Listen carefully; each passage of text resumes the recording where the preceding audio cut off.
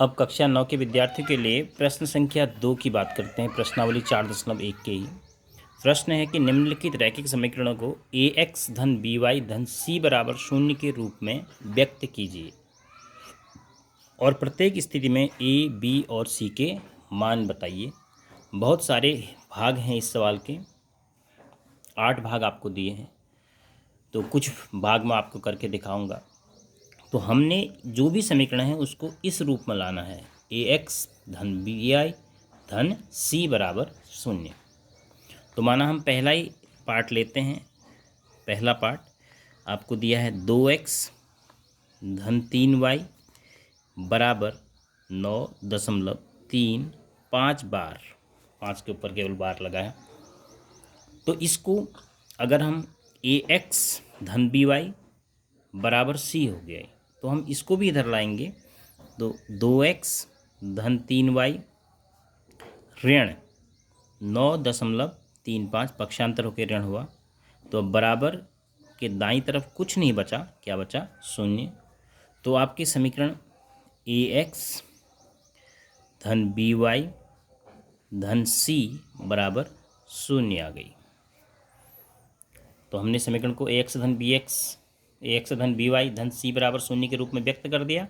तो अब ए की जगह कितना है आपको दिख रहा है, तो ए बराबर 2, बी बराबर 3 और सी बराबर ऋण 9.35। इस बात को कोशिश कीजिए समझने की। देखो, जब धन ए है तो हम उसको ए कह रहे थे, तो यहाँ पर धन 2 है तो हमने 2 कहा। यहाँ पर धन बी है उसके लिए धन 3 है तो बी बराबर 3 कहा। लेकिन यहाँ पर धन सी के लिए हमने सी कहा, लेकिन धन सी की जगह आपका ऋण में है तो हमने ऋण भी लिखना पड़ेगा क्योंकि इसका धन चिन्ह अंडरस्टूड है। तो सी बराबर हमने उसके चिन्ह के साथ लिखना पड़ेगा ऋण 9.35। और दूसरा भाग भी आसान है, एक्स ऋण वाई बट्टे 5 ऋण 10 बराबर शून्य। यह अपने आप में ए एक्स धन बी वाई धन सी के रूप में है, तो हम इसको ऐसे भी लिख सकते हैं, एक्स ऋण 1/5 वाई ऋण 10 बराबर शून्य। देखो वाई एक कम वाई। अब ए एक्स धन बी वाई धन सी बराबर शून्य से आप तुलना कीजिए। देखिए ए की जगह 1, देखो ए की जगह यहाँ पर क्या है, ए एक्स है तो 1 एक्स है, तो ए की जगह 1। बी की जगह बी वाई है तो बी की जगह ऋण 1/5 वाई है। तो देखो मैं क्या कह रहा हूँ, बी वाई ऋण 1/5 वाई, तो बी की जगह हम क्या बोल रहे हैं, ऋण 1/5। ऐसे ऋण 10, इसके बाद यहाँ बोल रहे हैं धन सी ऋण 10, तो धन सी यानी सी बराबर कितना है, ऋण 10। तो इस प्रकार से हम इन प्रश्नों को आसानी से कर सकते हैं। बाकी कुछ अलग से हैं, आपको बता देता हूँ, कहीं पर आपने अपनी ओर से शून्य लेना है। जैसे 5वां क्वेश्चन देखिए, 5वें में लिखा है 2x बराबर ऋण 5y लिखा है। देखो हम इसको कैसे करेंगे, 2x बराबर ऋण 5y, तो हम लिखेंगे 2x धन 5y पक्षांतर करने के बाद बराबर शून्य। अब देखो ए एक्स धन बी वाई धन सी बराबर शून्य, तो यहाँ पर कुछ नहीं है तो हम इसको थोड़ा सा और मॉडिफाई करते हैं, 2x धन 5y धन शून्य अपनी तरफ से लिखते हैं बराबर शून्य। अब आप ये समझेंगे कि ये धन शून्य कैसे लिखा है, क्योंकि अगर 2x धन 5y में मैं शून्य जोड़ भी दूं तो फ़र्क नहीं पड़ना है, इसलिए मैंने धन शून्य लिख दिया, जिससे कि यह मुझे ए एक्स धन बी वाई धन सी बराबर शून्य के रूप का दिख जाए, ए एक्स धन बी वाई धन सी में व्यक्त हो जाए। तो अब आप यहाँ से ए का मान देख रहे हैं, ए की जगह कितना है 2,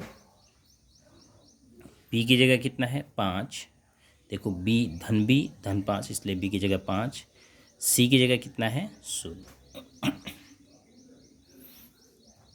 अब एक और एग्जाम्पल, एक और इसमें से मैं आपको बता देता हूँ, बाकी आप स्वयं करेंगे उसके बाद।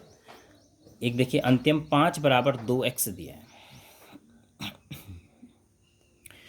या 3x धन 2 बराबर शून्य, वाई ऋण 2 बराबर शून्य, ये तीनों एक ही प्रकार के हैं। देखो इसमें एक चर गायब है, इसमें 3x है, y नहीं है, इसमें y है, इसमें x नहीं है, इसमें x है तो इसमें वाई नहीं है। तो कोई भी एक मैं आपको बता दूं तो आसानी से आप कर लेंगे। 5 बराबर 2x, अंतिम 8वां, 5 बराबर 2x। अब मैं इस 5 को उधर ले जाऊं तो मेरे पास हो जाएगा 0 बराबर 2x ऋण 5। अगर 0 बराबर 2x ऋण 5 लिखा गया है तो इसका मतलब 2x ऋण 5 बराबर 0 ही हुआ। अब ax तो आ गया, लेकिन उसके बाद by तो है ही नहीं, तो इसलिए हम इसको लिखेंगे 2x धन 0y, अपनी तरफ से लिखेंगे। 0y का मतलब 0, तो हमने 0y जोड़े हैं तो कोई फ़र्क नहीं पड़ेगा। ऋण 5 बराबर 0। अब आपकी समीकरण ax धन by धन c बराबर 0 के रूप में व्यक्त हो चुकी है। तो अब आप यहाँ पर मान देख सकते हैं आसानी से, a की जगह 2 है, b की जगह 0 है और c की जगह ऋण 5 है। वैसे भी अगर x चर नहीं है तो इसका मतलब a की जगह 0 होगा, क्योंकि x है ही नहीं तो 0 x है। y नहीं है तो इसका मतलब 0 y है, तो b की जगह 0 होगा। अचर पद नहीं है तो इसका मतलब c की जगह 0 होगा। तो इस प्रकार से बाकी 4 भाग आप स्वयं करेंगे।